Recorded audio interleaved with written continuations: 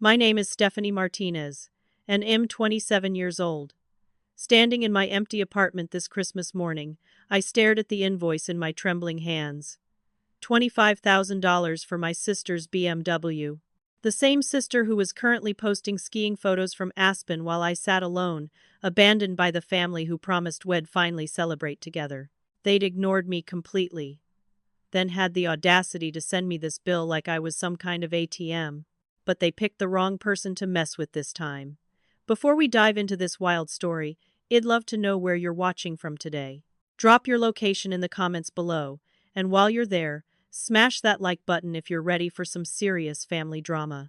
Don't forget to hit subscribe and ring the notification bell because trust me, you won't want to miss what happens next when a family pushes the wrong daughter too far. Growing up in suburban Denver, our family looked picture perfect from the outside. My father, Richard Martinez, ran a successful law firm downtown, and my mother, Diane, spent her days maintaining our pristine image in the neighborhood.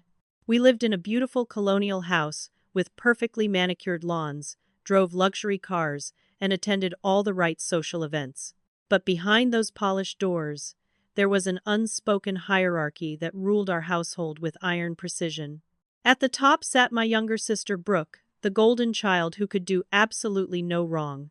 At the bottom, there was me, the family workhorse who existed solely to make everyone else's life easier.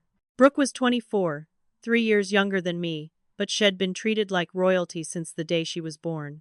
She had blonde hair that caught sunlight perfectly, blue eyes that sparkled when she smiled, and a natural charm that made adults melt whenever she turned on her innocent act. My parents doted on her every whim, celebrated her smallest achievements, and constantly made excuses for her countless failures. Meanwhile, I was the responsible one, the problem solver, the daughter who could be counted on to sacrifice whatever was needed to keep the family functioning smoothly. The pattern started early and never changed. When Brooke needed new clothes, I gave up my allowance. When she wanted to join expensive activities, my college fund mysteriously shrank to cover her fees. By the time I turned 18, my entire college savings had vanished to pay for Brooke's private school tuition because she'd been expelled from public school for cheating. My parents explained it so matter-of-factly, as if my future education was just another resource to be redistributed for Brooke's benefit. When I protested, they reminded me that family meant supporting each other, and since I was the smart one, I'd figure out a way to pay for college myself through scholarships and loans. And I did figure it out, because that's what I always did.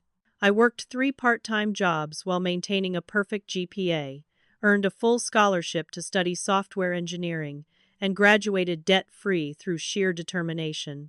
Meanwhile, Brooke flunked out of her expensive private school, bounced between community colleges, and eventually settled into a series of minimum-wage jobs that she quit whenever she got bored.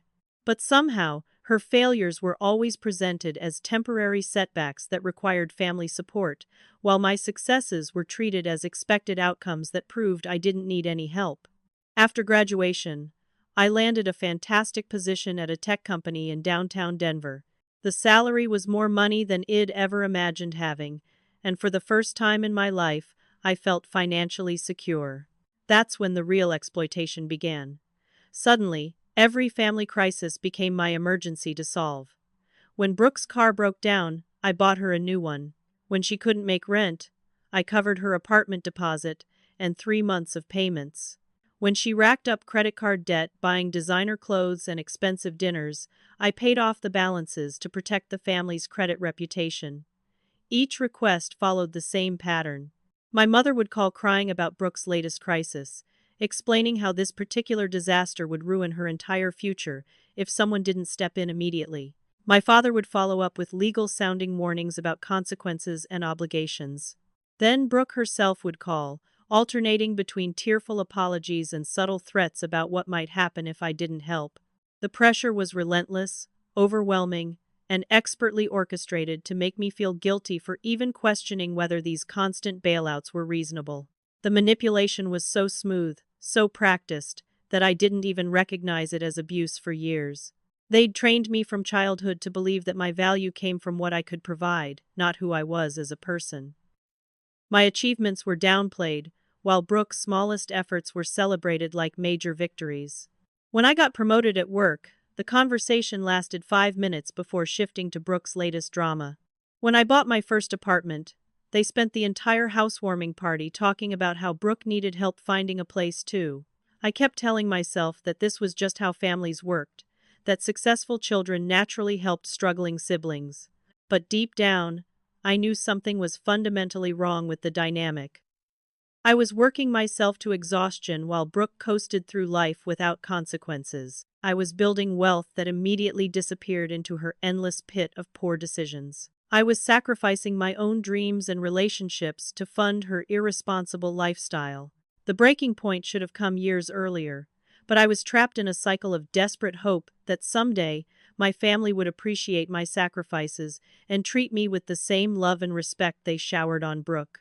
I kept believing that if I just helped enough, gave enough, proved myself worthy enough, they would finally see me as valuable beyond my bank account. Instead, each rescue mission only established higher expectations for the next crisis. The more I gave, the more they expected, until my entire identity became defined by my willingness to financially enable their dysfunction. November arrived with an unexpected phone call that changed everything. My mother Diane's voice was unusually warm and inviting when she reached out, a stark contrast to her typical transactional tone. She spoke about family togetherness and holiday traditions with an enthusiasm I hadn't heard in years. For the first time since childhood, I was being specifically invited to a family Christmas celebration at their house. Not asked to contribute money or solve a crisis, but actually invited to participate as a beloved family member. "Stephanie, darling, we've been thinking about how important family is, especially during the holidays," she said, her voice dripping with newfound affection. "This year, we want to do Christmas right. A real family gathering with everyone together, just like when you girls were little. We miss you so much, and it's time we prioritized being together instead of getting caught up in all the busy nonsense of adult life." The invitation felt like a miracle, the answer to prayers I'd been too afraid to voice. After years of feeling like an outsider in my own family, they were finally reaching out with genuine love and inclusion. I immediately began planning, taking time off work, buying expensive gifts, and dreaming about the warm family moments I'd been craving my entire adult life. This was going to be the Christmas where everything changed, where I finally became a valued daughter instead of just a financial resource. But as December progressed, subtle red flags began appearing that I was too hopeful to recognize. When I asked about timing, my mother was vague about specific plans. When I inquired about the guest list, she deflected with comments about keeping things simple and intimate. When I offered to bring dishes or help with preparations, she insisted everything was handled and I should just focus on showing up. Her responses felt rehearsed, like she was reading from a script designed to keep me interested but not too informed. 2 weeks before Christmas, everything suddenly shifted into crisis mode. Brooke had crashed her BMW into a tree during one of her notorious late-night adventures.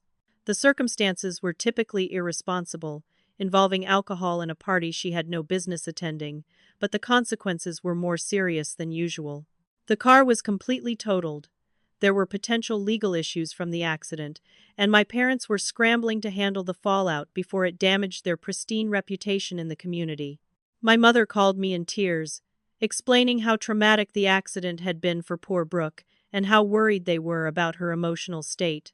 My father followed up with legal concerns about liability and insurance complications that could have long-term financial implications. The family emergency consumed all their attention, and suddenly our Christmas plans seemed uncertain.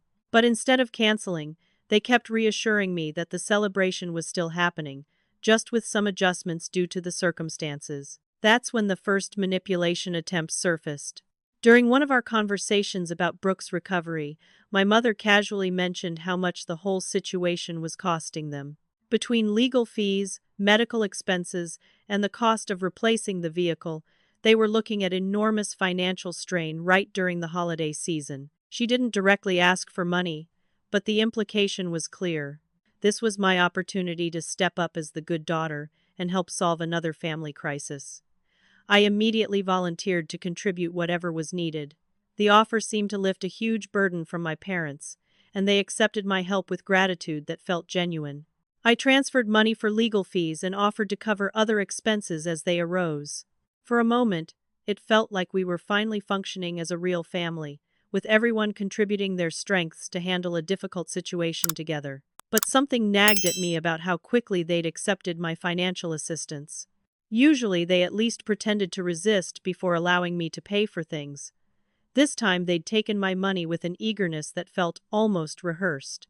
When I tried to get details about the legal situation or insurance claims, they were oddly evasive.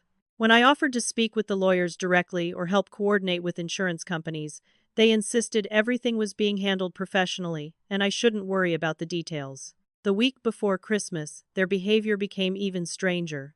Phone calls that used to happen daily became sporadic and brief. When I tried to confirm arrival times or discuss gift exchanges, they seemed distracted and impatient. My mother kept mentioning how stressful everything was, and how they weren't sure they'd be able to pull off a proper celebration after all. Each conversation left me more confused about what was actually happening and whether our family Christmas was still going to occur. Despite growing unease, I pushed forward with preparations, because I was desperate for this family connection to work out. I'd waited years for an invitation like this, and I wasn't going to let Brooke's latest crisis ruin it. I bought thoughtful, expensive gifts for everyone, planned to arrive early to help with anything needed, and mentally prepared for what I hoped would be a turning point in our family relationships. The possibility of finally belonging somewhere felt too precious to abandon, even though every instinct was warning me that something was fundamentally wrong with the entire situation. Christmas morning arrived, with fresh snow covering Denver, and my heart full of anticipation. I loaded my car with carefully wrapped gifts and drove through empty streets toward my childhood home, imagining the warm welcome waiting for me. After years of feeling disconnected from my family, today was supposed to mark a new beginning in our relationships. I'd dressed nicely, brought expensive wine, and prepared myself to be the daughter they'd finally learned to appreciate. The first sign of trouble came when I pulled into their driveway. No other cars were present, no lights were on inside, and the house looked completely empty. I rang the doorbell repeatedly, knocked loudly, and even tried the back entrance, but nobody responded. Confused and increasingly worried, I used my emergency key to enter, and found a note taped to the refrigerator with my name written in my mother's hurried handwriting. The note was brief and devastating.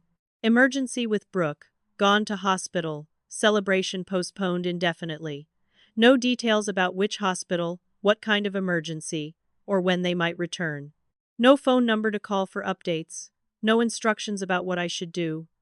Just a hastily scrawled message that left me completely in the dark about my family's whereabouts and well-being. I spent hours sitting in their empty living room, calling every family member's phone number repeatedly. Nobody answered. I tried texting, leaving voicemails, even reaching out to family friends who might have information about Brooke's condition. The silence was deafening and increasingly suspicious. If there was really a medical emergency, why wasn't anyone answering their phones? If the situation was serious enough to cancel Christmas entirely, why hadn't they called to let me know what was happening? As afternoon turned into evening, I began questioning everything about the note and the circumstances. Something felt fundamentally wrong about the whole situation, but I couldn't quite identify what was bothering me. Finally, I decided to walk around the neighborhood to clear my head and maybe ask neighbors if they'd seen anything unusual. That's when Mrs. Patterson from next door approached me with a confused expression. "Stephanie, honey, aren't you supposed to be in Aspen with your family?" she asked innocently. "I saw them loading ski equipment into their cars this morning, talking about how excited they were for their vacation. Your sister was posting pictures on social media from the airport earlier." Her words hit me like a physical blow, shattering every assumption I'd made about the day's events. Racing back to the house, I grabbed my phone and checked Brooke's Instagram account for the first time in months. There it was, a series of cheerful photos from a luxury ski resort in Aspen. Pictures of her laughing with friends on the slopes, posing with expensive cocktails in lodge bars, and celebrating Christmas morning in a beautiful mountain setting. The timestamps showed these photos were taken throughout the day. hours after the supposed emergency that had disrupted our family gathering.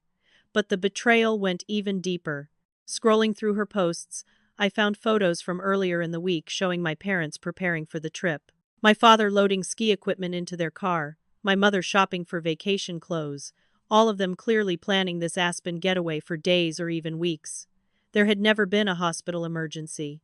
There had never been any intention of including me in their Christmas celebration. The entire invitation had been an elaborate lie.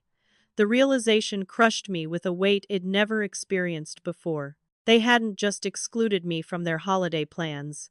They deliberately deceived me into believing I was welcome while planning to abandon me completely. The warm phone calls, the promises of family togetherness, the emphasis on including everyone had all been calculated manipulation to keep me from making other Christmas plans while they secretly arranged their real celebration without me. I sat in their empty house, surrounded by my unopened gifts, trying to process the magnitude of their betrayal. This wasn't just about being excluded from one holiday gathering. This was about being systematically lied to by the people who were supposed to love me most. They'd invested weeks in this deception, carefully crafting a false narrative to ensure I'd spend Christmas alone while they enjoyed a luxury vacation together. The cruelest part was how perfectly they'd executed the manipulation. By creating the hospital emergency story, they'd positioned themselves as victims of circumstances rather than architects of my exclusion. If I complained about spending Christmas alone, they could claim it wasn't their fault, just an unfortunate situation beyond their control. The lie was designed to make me feel guilty for being upset about their absence rather than angry about their deception. That's when the doorbell rang, and everything got infinitely worse. A courier stood on the front porch with an envelope addressed to me, delivered to my parents' house on Christmas afternoon with surgical precision. Inside was an official-looking invoice from a luxury car dealership for $25,000, along with a note from my mother that made my blood run cold. Since you're family, we knew you'd want to help Brooke replace her BMW after the accident. We've already told the dealership you'll handle the payment arrangements. Thank you for being such a wonderful sister and daughter. Love, Mom and Dad. The note was written in my mother's neat handwriting, as if she'd carefully planned this moment along with everything else. The pieces fell into place with sickening clarity. The Christmas invitation hadn't just been about excluding me from their vacation. It had been an elaborate setup to manipulate me into a massive financial commitment. They'd used my desperation for family connection to position me as the solution to Brooke's car replacement, then strategically delivered the bill when I was emotionally vulnerable and physically isolated in their house. The phone started ringing before I'd even fully processed the invoice. My mother's voice was thick with practiced tears when I answered, immediately launching into an emotional monologue about Brooke's fragile mental state following the accident. According to Diane, my sister was barely functioning, traumatized by the crash, and desperately needed the security of reliable transportation to begin her emotional recovery process. She's been having nightmares about the accident, Stephanie. My mother sobbed convincingly. The doctors say she needs stability and routine to process the trauma properly. Without a car, she can't get to her therapy appointments or maintain her job. This isn't just about transportation, it's about her entire mental health recovery. You're the only one in the family who has the resources to help her heal from this terrible experience. The manipulation was masterful in its emotional complexity. They weren't just asking for money. They were positioning me as either Brooke's savior or the selfish sister who abandoned her family during a crisis. Every refusal would be framed as choosing money over family, success over sisterly love, selfishness over compassion. The guilt tactics were so sophisticated that I almost found myself apologizing for questioning the arrangement. My father joined the campaign within hours, calling with his lawyer voice to explain the serious legal implications of Brooke's situation. According to Richard, there were potential lawsuits from the accident, insurance complications that could affect the entire family, and time-sensitive legal deadlines that required immediate action. Without proper transportation, Brooke couldn't meet with attorneys, attend court hearings, or fulfill community service requirements that might help reduce her charges. This isn't just about convenience, Stephanie, he explained in his most professional tone. Brooke's entire future depends on how we handle the next few weeks. If she misses a single court appearance or legal meeting because she doesn't have reliable transportation, she could face serious criminal consequences that will follow her for the rest of her life. As her sister, you have the power to prevent that disaster from happening. The pressure campaign intensified over the following days. My mother called repeatedly with updates about Brooke's declining emotional state, each conversation designed to increase my sense of urgency and responsibility. She described sleepless nights, panic attacks, and depression that could only be resolved by restoring Brooke's independence through reliable transportation. The implication was clear. Any delay in replacing the car was directly harming my sister's mental health. But when I tried to suggest alternatives, like helping Brooke find a less expensive vehicle or arranging temporary transportation solutions, my parents became oddly resistant. They insisted that only a BMW replacement would provide the reliability and safety Brooke needed for her recovery. When I pointed out that $25,000 seemed excessive for a used car, they explained that the dealership had already been contacted and arrangements made based on my presumed agreement to pay. That's when I first began to suspect this wasn't just about helping Brooke. When I asked direct questions about insurance coverage or why they couldn't handle the payment themselves, my parents became evasive and defensive.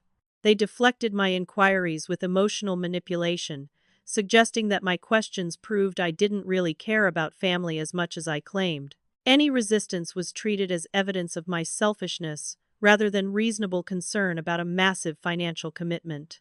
The manipulation extended beyond my immediate family. Within days, my phone was ringing with calls from aunts, uncles, and cousins who'd been recruited to pressure me into compliance. Each caller had been briefed with the same talking points about Brooke's trauma, the family emergency, and my unique ability to solve the crisis. The coordinated campaign made it clear that refusing to pay would result in social isolation from the entire extended family network. My workplace became another battleground when my mother called my office, claiming a family emergency required my immediate attention. She spoke with my supervisor, explaining that I was dealing with a serious family crisis and might need flexibility in my schedule to handle legal and medical appointments. The call was designed to create professional pressure by making my job dependent on resolving the family situation quickly and quietly. Brooke herself joined the pressure campaign, with phone calls that alternated between tearful apologies and subtle threats about what might happen if I didn't help immediately. She described nightmares about the accident, fears about losing her job, and anxiety about facing legal consequences without proper transportation. But beneath the emotional appeals, there were hints that refusing to help would permanently damage our relationship and my standing in the family. "I've always looked up to you, Stephanie," she said during one particularly manipulative conversation. "You're the successful one, the smart one, the one who figured everything out. I know I've made mistakes, but I've never asked you for anything this important before. If you can't help me now, when I really need it, I don't know what kind of relationship we can have going forward." The isolation campaign was equally systematic. Mutual friends began receiving calls from my family members, expressing concern about my recent behavior and questioning my commitment to family values. Social media posts subtly suggested that I was going through some kind of personal crisis that was affecting my judgment about family responsibilities. The message was clear. Anyone who remained loyal to me was choosing sides against the rest of the family. But the most devastating realization came when I understood that this manipulation wasn't spontaneous or reactive. The timing, coordination, and sophistication of their pressure campaign proved this had been planned for weeks or months. The Christmas invitation, the accident aftermath, and the car replacement demand were all part of a carefully orchestrated scheme to extract $25,000 from me while making it impossible to refuse without destroying all my family relationships. Determined to understand what I was really dealing with, I began investigating my family's actual financial situation instead of just accepting their claims of emergency and desperation. As a software engineer, I had research skills and analytical thinking that I'd never applied to my own family's behavior. What I discovered over the following weeks shattered every assumption I'd made about their honesty and intentions. Starting with public records and professional databases, I quickly learned that my father's law firm was far more successful than they'd ever let on. Richard wasn't just a small-town attorney struggling with overhead. He was a partner in one of Denver's most prestigious legal practices, specializing in corporate law with clients that included major regional businesses. His annual income was easily 10 times what they'd led me to believe, placing them firmly in the upper class, rather than the modest middle-class lifestyle they portrayed. Property records revealed even more shocking information. Beyond their primary residence, my parents owned 3 rental properties in desirable Denver neighborhoods, a vacation condo in Vail, and a commercial building that housed my father's law offices. The rental income alone exceeded what most families earned annually, and the property values had appreciated dramatically over the years. They'd been collecting rent while claiming financial struggles whenever I was asked to contribute money. Investment account research proved they had substantial assets in multiple brokerage accounts, retirement funds, and business investments. The financial portfolio I uncovered represented decades of successful wealth building, careful planning, and strategic investments that had grown into millions of dollars in assets. They weren't just financially stable, they were wealthy enough to handle any reasonable crisis without outside assistance. The BMW situation became even more suspicious under closer examination. Insurance records showed that Brooks' car had actually been totaled in a previous unreported accident months earlier, meaning the recent crash was just the final incident in a pattern of irresponsible driving that should have resulted in total loss claims long ago. The $25,000 replacement demand wasn't about fixing damage from one accident. It was about upgrading Brooke to a newer, more expensive vehicle than what had been destroyed. But the most disturbing discovery came when I found evidence that my family had been running similar financial manipulation schemes against other relatives for years. Credit reports and financial documents revealed that aunts and uncles had been pressured into co-signing loans for Brooke's previous cars, credit cards, and apartment leases. When those obligations went into default, the extended family members were stuck with the debt while Brooke moved on to her next financial crisis. This pattern of exploitation wasn't recent or accidental. It was a systematic approach they developed over time to extract money from successful family members while protecting their own assets. They'd perfected the emotional manipulation, legal intimidation, and social pressure tactics through years of practice on relatives who were too embarrassed or isolated to compare notes about their experiences. That's when I reached out to my best friend Maya Chen, a corporate attorney who specialized in financial crimes and fraud cases. Maya had known my family for years, but had never heard the complete picture of their financial demands and manipulation tactics. When I presented her with the evidence I'd gathered, her professional assessment was immediate and alarming. "Stephanie, this isn't just family dysfunction," she said firmly. "This is systematic financial abuse with potential criminal implications. The insurance fraud alone could result in serious charges, and the coordinated manipulation campaign you've described meets the legal definition of extortion in some jurisdictions. You're not dealing with a family crisis. You're dealing with people who've turned financial exploitation into their primary source of income." Maya helped me understand that I had no legal obligation to pay for Brooke's car or any other family expenses. The pressure tactics they were using constituted harassment, and their threats about social consequences were designed to coerce compliance with illegal demands. She offered to represent me pro bono because the case was so clearly a matter of criminal behavior rather than legitimate family disagreement. The second crucial ally emerged from within my own extended family. My cousin Jennifer Rodriguez had been quietly dealing with her own version of my parents' financial manipulation for several years. When word of my situation reached her through the family pressure campaign, she decided to break her silence and share her own experiences with their systematic exploitation tactics. Jennifer revealed that my parents had convinced her to co-sign a car loan for Brooke 3 years earlier, promising it was a temporary arrangement to help establish credit. When Brooke defaulted on the payments, Jennifer was stuck with a $15,000 debt that had destroyed her credit rating and forced her to delay buying her own home. My parents had then pressured her to remain silent about the situation to protect Brooke's reputation and avoid family drama. They've been doing this to people for at least a decade. Jennifer explained during our emotional conversation. Your Uncle Miguel lost $20,000 to one of Brooke's medical emergencies that turned out to be elective cosmetic surgery. Your cousin Amanda paid for what she thought was Brooke's college tuition, but it actually went toward a luxury vacation.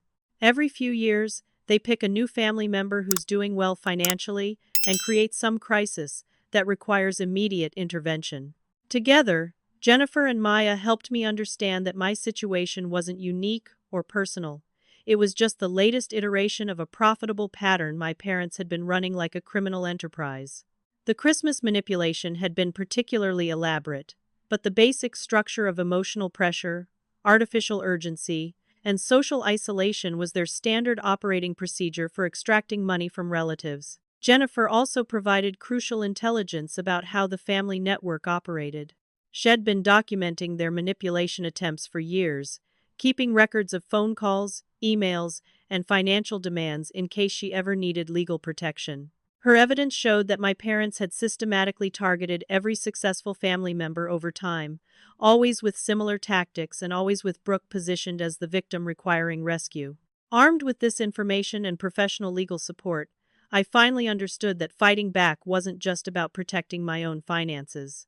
It was about stopping a pattern of abuse that had been destroying family members for years, while enriching my parents and enabling Brooke's irresponsible behavior. The evidence was overwhelming, the legal case was strong, and I had allies who could help me take action that would protect future victims from their manipulation machine. Maya's legal letter arrived at my parents' house on a Tuesday morning, delivered by certified mail to ensure there was no question about their receipt of the contents. The cease and desist notice was professionally crafted but devastatingly clear about the legal consequences they faced if their harassment campaign continued. Maya had included detailed documentation of their manipulation tactics, evidence of insurance fraud, and warnings about potential criminal charges that could result from their coordinated extortion efforts. The letter demanded immediate cessation of all contact regarding payment demands, specifically prohibiting them from involving other family members in their pressure campaigns or making false claims about my obligations to cover Brooke's expenses. It also required them to provide complete documentation of the BMW situation within 10 days, including insurance claims, police reports, and actual dealership invoices, rather than the questionable bill they'd sent to me. Within hours of receiving Maya's letter, my mother was calling in a panic. Gone was the manipulative sweetness she'd been using for weeks. Now her voice was sharp with desperation and barely controlled anger. She demanded to know why it involved lawyers in a family matter, accused me of trying to destroy our relationships over money, and insisted that legal action would only hurt Brooke's chances of recovery from her trauma. How could you do this to your own family? She demanded during our heated phone conversation. We raised you better than to turn lawyers against us over a simple misunderstanding. Brooke is already struggling with depression from the accident, and now she has to deal with the stress of legal threats because her own sister can't handle a reasonable request for help. But I was done being manipulated by emotional appeals and guilt tactics. Armed with Maya's legal guidance and Jennifer's revelations about their pattern of abuse, I calmly explained that their behavior constituted financial harassment and potentially criminal fraud.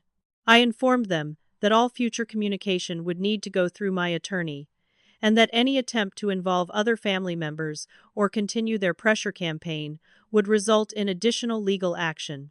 My father's response was swift and predictably aggressive.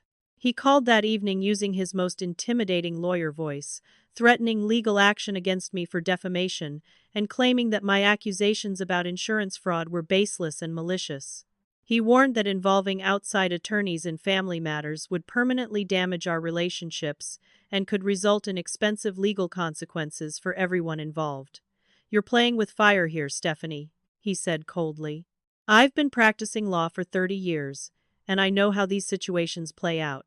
If you continue down this path, you're going to find yourself facing serious legal problems that will make $25,000 look like pocket change.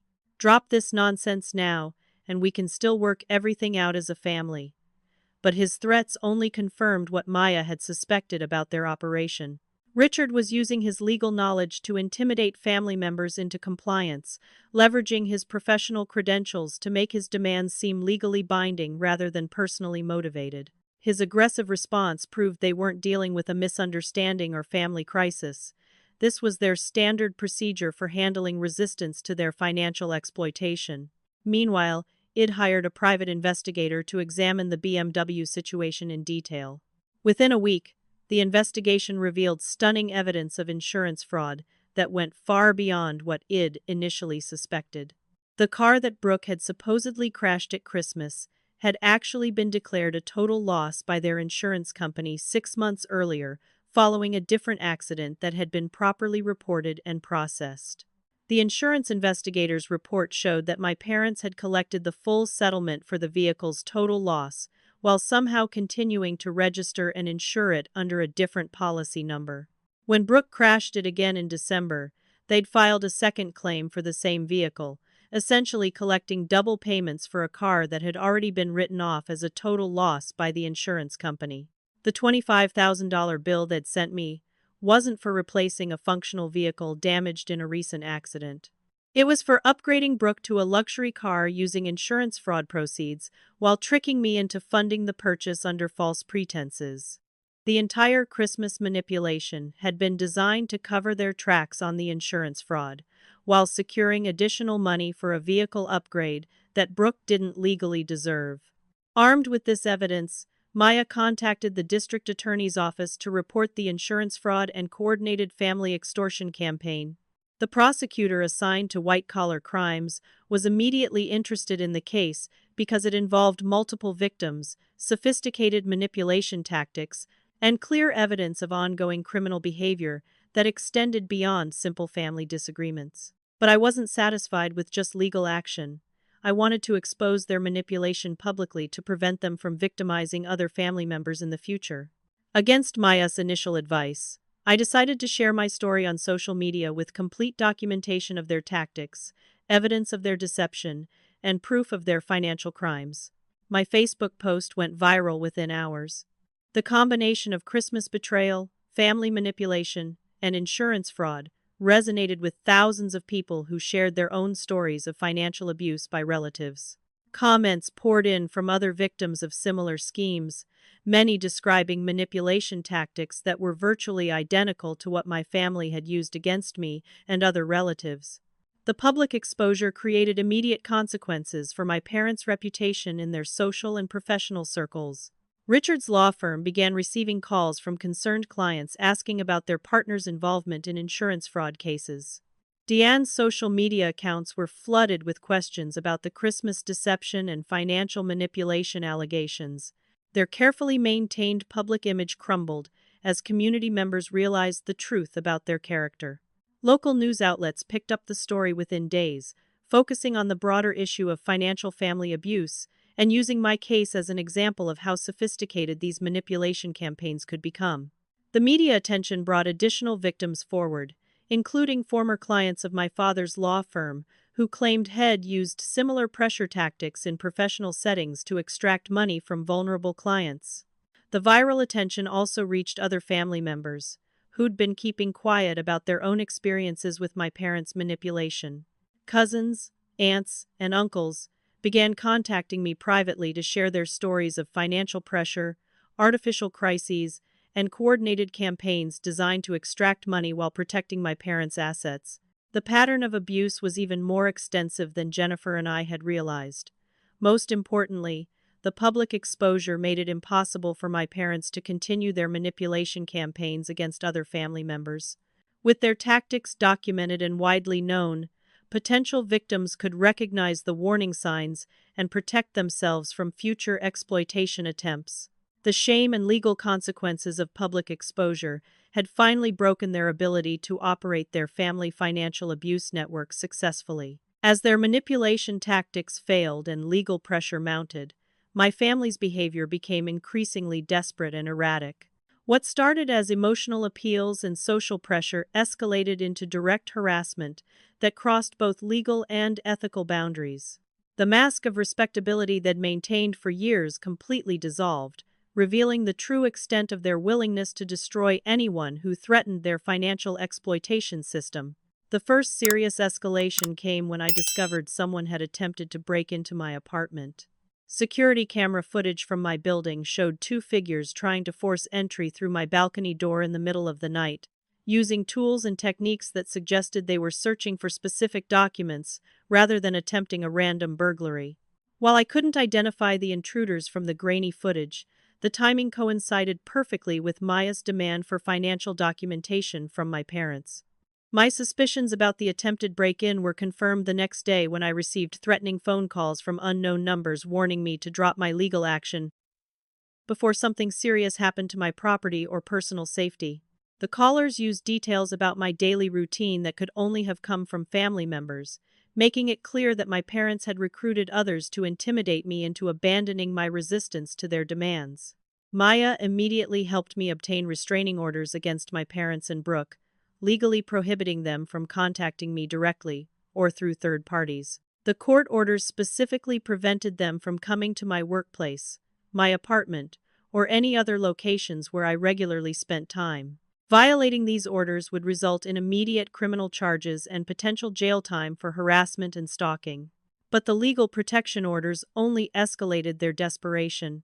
Within days of the restraining orders being served, I discovered that my identity had been stolen in a sophisticated fraud scheme that could only have been orchestrated by someone with extensive personal information about my life. Credit cards had been opened in my name, loans had been applied for using my social security number, and my credit rating was being systematically destroyed by accounts ID never authorized. The identity theft was particularly cruel because it targeted my financial stability, the very success that had made me a valuable target for their manipulation schemes. By destroying my credit and creating fraudulent debt in my name, they were attempting to force me into financial crisis that would make me dependent on family assistance again. The scheme was designed to make me vulnerable enough that I'd have to drop my legal action and resume funding their lifestyle. Maya's investigation into the identity theft revealed that the fraudulent accounts had been established using information that only family members could have accessed, including childhood addresses, previous employers, and personal details from my school records. The sophisticated nature of the fraud suggested coordination between my parents and potentially other family members who had access to my private information over the years. Federal authorities became involved when the identity theft investigation revealed that my father had used his law firm's resources to access databases and personal information that should have been protected by attorney-client privilege. Richard had apparently been using his professional access to gather intelligence on family members for years, collecting information that could be used for manipulation or, in extreme cases like mine, financial fraud and identity theft. The scandal exploded across Denver's legal community when news broke that a prominent attorney was under investigation for using professional resources to commit crimes against his own family members. Richard's law firm suspended him immediately, pending the outcome of the investigation, and several high-profile clients withdrew their business rather than be associated with the growing criminal case. Meanwhile, Brooke's own behavior had become so erratic that she was arrested during a public meltdown at a shopping center where she was screaming about family betrayal and threatening to harm herself if I didn't drop the legal action.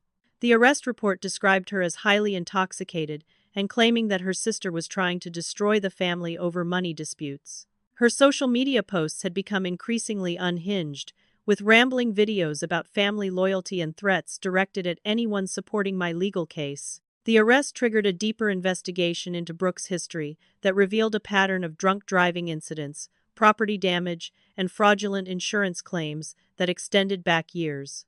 Police discovered that many of her previous accidents had involved suspicious circumstances, inflated damage claims, and multiple insurance payouts that suggested systematic fraud rather than isolated incidents of bad luck. My mother's response to the mounting legal pressure was perhaps the most disturbing escalation of all. She began calling my workplace multiple times daily, sometimes claiming medical emergencies that required my immediate attention, other times accusing me of elder abuse for causing stress that was affecting her health. When my supervisor finally blocked her calls, she showed up at the office building demanding to speak with me about urgent family matters. The workplace harassment forced my company's legal department to get involved, and they quickly recognized that my mother's behavior constituted employee intimidation that could create liability issues for the business. Security was instructed to prevent her from entering the building, and my manager was briefed on the situation to ensure my professional reputation wasn't damaged by my family's increasingly public meltdown. But the most shocking escalation came when the district attorney's investigation uncovered evidence that my parents had been running their financial manipulation scheme for over 15 years, systematically targeting successful family members and using the proceeds to fund their luxury lifestyle while maintaining the appearance of modest middle-class living. The evidence included detailed records of previous victims, documentation of fraudulent insurance claims, and proof of coordinated campaigns designed to extract money through emotional manipulation and social pressure. The investigation revealed that at least 12 family members had been victimized over the years, with total financial losses exceeding $200,000. Some victims had been too embarrassed to report the manipulation, others had been threatened into silence, and several had been convinced that the financial abuse was their own fault for not being generous enough toward family members in crisis.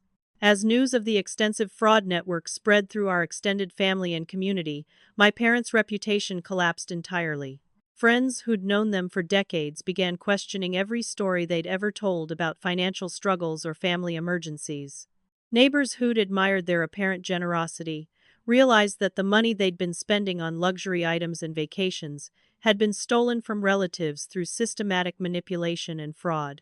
The final blow came when federal prosecutors decided to pursue criminal charges for the insurance fraud, identity theft, and coordinated extortion campaign. My parents faced potential prison sentences that could effectively end their ability to continue victimizing family members, while Brooke faced charges related to her role in filing fraudulent insurance claims and participating in the identity theft scheme.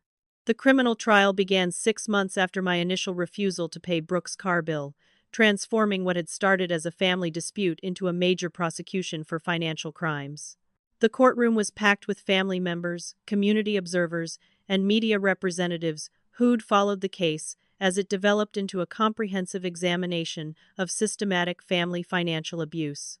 Maya had prepared me thoroughly for my testimony, but nothing could have prepared me for the emotional impact of describing years of manipulation and exploitation in front of a judge and jury. As I recounted the Christmas deception, the coordinated pressure campaigns, and the escalating harassment that followed my resistance, I watched my parents' expressions shift from defiance to resignation as the weight of evidence against them became undeniable.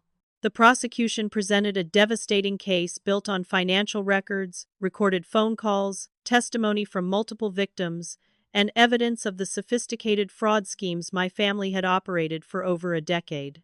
Bank records showed exactly how money extracted from relatives had funded luxury purchases, vacation properties, and investment accounts, while my parents maintained the fiction of financial struggle whenever approached by potential victims.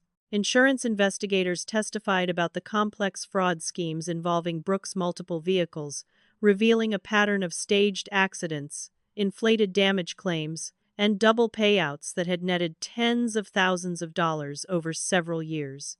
The BMW situation that had triggered my resistance was just the most recent iteration of a profitable system they'd refined through years of practice. Perhaps most damaging was testimony from other family members who'd been victimized by similar manipulation campaigns. Jennifer's account of the co-signed car loan that had destroyed her credit was particularly powerful, but she was joined by cousins, aunts, and uncles who described identical patterns of artificial crises, emotional manipulation, and financial exploitation that had cost them savings, damaged their credit, and destroyed their trust in family relationships. The defense strategy focused on portraying the situation as a misunderstanding between family members who had different interpretations of financial obligations and gift-giving traditions. My parents' attorney argued that cultural expectations about supporting extended family had been mischaracterized as criminal behavior, and that successful family members naturally helped relatives experiencing temporary setbacks.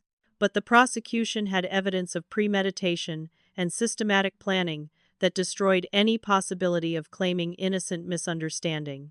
Recorded phone calls revealed my parents coaching each other on manipulation tactics, discussing which family members were most vulnerable to pressure, and celebrating successful extractions of money from relatives who'd been deceived about the true nature of various crises. The jury deliberated for less than 4 hours before returning guilty verdicts on multiple charges, including insurance fraud, identity theft, harassment, and coordinated extortion. The speed of their decision reflected the overwhelming evidence against my parents and the clear pattern of criminal behavior that extended far beyond any reasonable interpretation of family financial support. Richard's sentencing was particularly severe because his position as an attorney had enabled much of the fraud and manipulation. The judge noted that his abuse of professional resources and legal knowledge to commit crimes against family members represented a fundamental betrayal of both legal ethics and basic human decency. He received 3 years in federal prison and permanent disbarment from practicing law.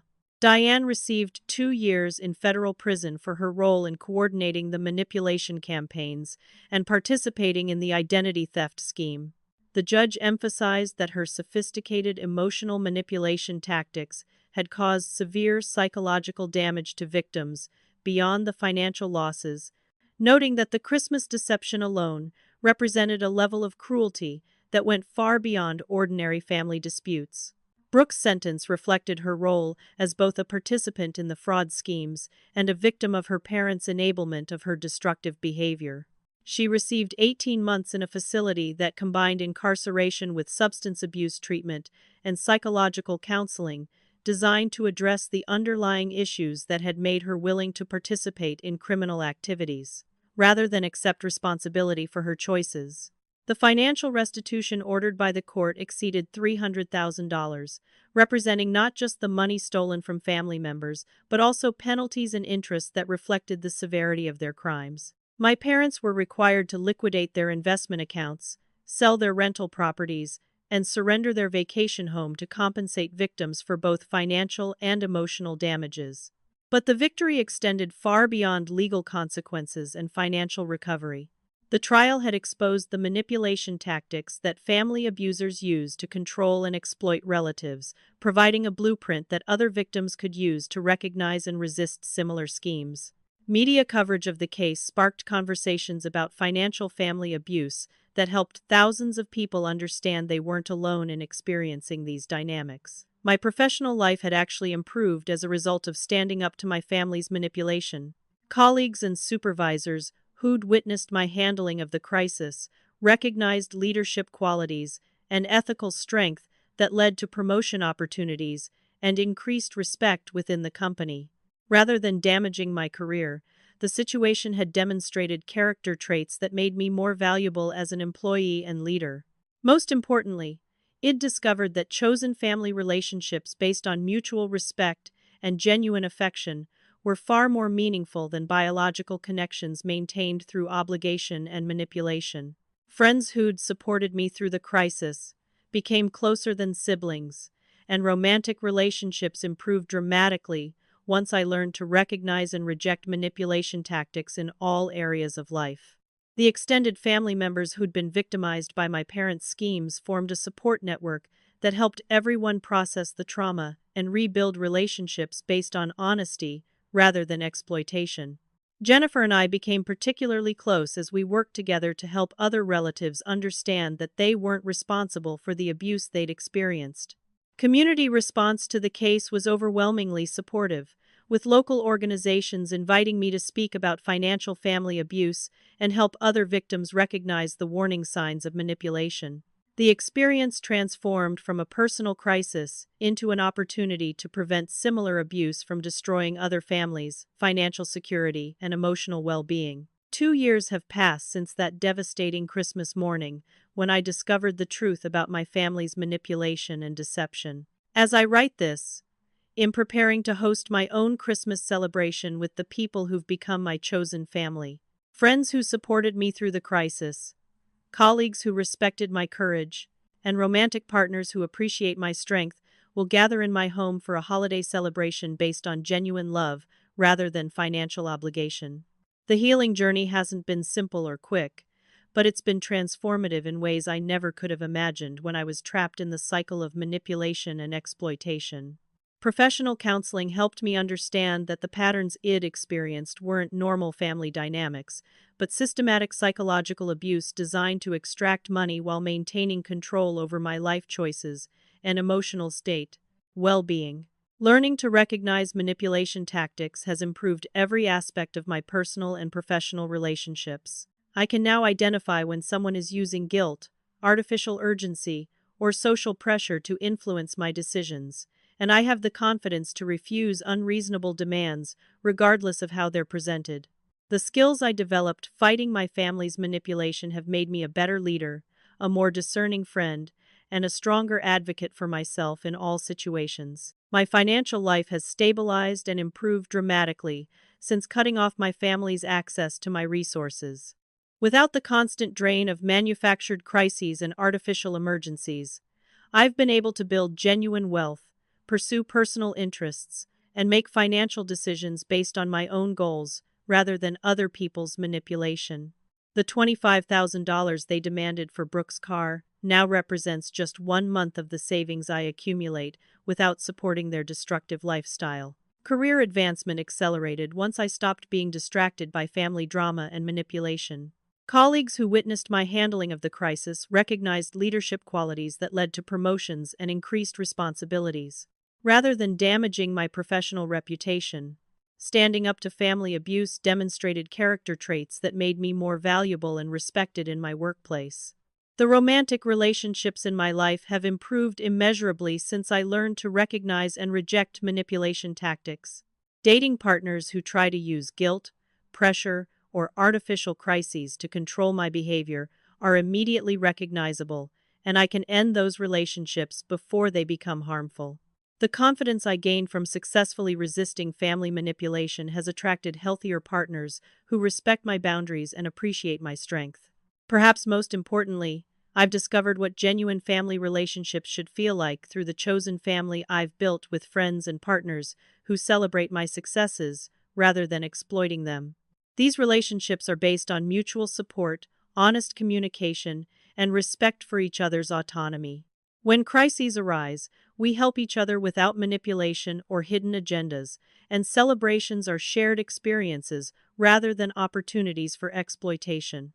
The extended family members who were victimized by my parents have become a support network that continues to help each other heal from years of financial and emotional abuse. We meet regularly to share experiences, celebrate victories, and ensure that no one falls back into patterns of enabling or accepting manipulation from other relatives who might attempt similar schemes in the future. Community involvement has become an important part of my healing process and a way to prevent other families from experiencing similar abuse. I speak at workshops about financial family abuse, help other victims recognize manipulation tactics, and advocate for legal protections that make it easier to prosecute systematic exploitation of family relationships for financial gain. My parents completed their prison sentences and were released to a very different world than the one they'd left behind. Their reputation in the community never recovered. Their financial assets were exhausted, paying restitution to victims, and their social networks abandoned them once the truth about their manipulation became public knowledge. They've attempted to contact me through intermediaries, but I maintain the boundaries that protect my emotional and financial well-being. Brooke completed her treatment program and has made genuine progress toward taking responsibility for her choices and behavior. While we're not close, she's acknowledged the harm caused by participating in our parents' manipulation schemes and has apologized for her role in the financial abuse. Her recovery journey doesn't require my forgiveness or ongoing relationship, but I hope she continues building a life based on honesty rather than exploitation. The most profound lesson I've learned is that love shouldn't come with financial price tags or require constant sacrifice of your own well-being to maintain relationships. Genuine family connections, whether biological or chosen, are characterized by mutual support, respect for boundaries, and celebration of each other's independence and success. Relationships that require ongoing financial support, emotional manipulation, or tolerance of abuse aren't healthy family dynamics. They're exploitation disguised as obligation. Understanding the difference between helping loved ones through genuine crises and enabling destructive behavior through financial rescues has been crucial to building healthier relationships going forward. Real emergencies are rare, temporary, and don't require systematic deception or pressure campaigns to generate support. When people you love need help, they ask directly, provide complete information, and accept whatever assistance you can reasonably offer without manipulation or threats. The courage to set boundaries with manipulative family members creates space for genuine relationships to develop with people who value you beyond your ability to solve their problems or fund their lifestyle choices. Breaking the cycle of financial exploitation doesn't destroy family connections. It reveals which relationships were based on love versus which ones were based on utility and control. As I look toward the future, I'm building a life defined by my own values and goals rather than other people's expectations or demands. The financial security I've achieved, the career advancement I've earned, and the healthy relationships I've developed are all protected by the boundaries I learned to establish through surviving and ultimately defeating my family's manipulation machine. The Christmas morning that began with devastation and betrayal ultimately became the catalyst for transformation that freed me from decades of systematic abuse and opened the door to authentic relationships based on love rather than exploitation. Have you ever experienced financial manipulation from family members who used emotional pressure to extract money while protecting their own assets? How did you handle relatives who created artificial crises to justify their demands for financial support? Share your experiences in the comments below because your story might help other viewers recognize manipulation tactics and find the courage to protect themselves from family financial abuse. If this story resonated with your own experiences or helped you understand manipulation dynamics in your relationships, please hit that like button and subscribe to hear more stories about overcoming family manipulation and building healthier boundaries. Don't forget to share this video with anyone who might benefit from understanding how sophisticated family manipulation can become and how powerful it feels to finally break free from cycles of exploitation and control. Your support helps these important stories reach people who need to know they're not alone in facing family financial abuse and that it's possible to build authentic relationships based on love rather than obligation and manipulation. Thank you for watching, and remember that you deserve relationships that celebrate your success rather than exploiting it for other people's benefit.